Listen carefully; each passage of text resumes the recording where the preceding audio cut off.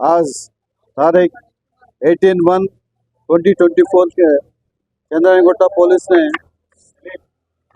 चोरी के मामला में मुलविस 3 मुजरिम और 2 नाबालिग बच्चों जूनियर बच्चों को MBN एक्स रोड से गिरफ्तार किया है ना। इसके मामला में 5 आदमी पूरा 5 आदमी है, 2 जूनियर है।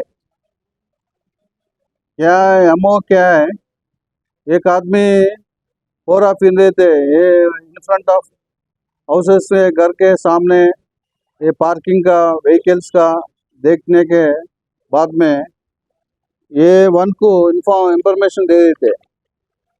ये वन का मोहम्मद अजीज है।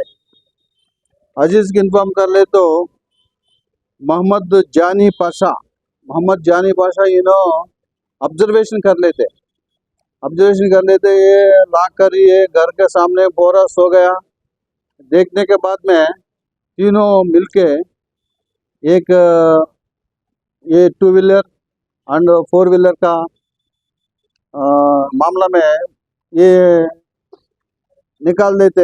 एक चंद्रायनगुट्टा लिमिट्स में 5 व्हीकल्स है और दूसरा एरिया में गोलकोंडा एरिया में और एक 6 व्हीकल्स का रिकवरी करे चंद्रायनगुट्टा पुलिस और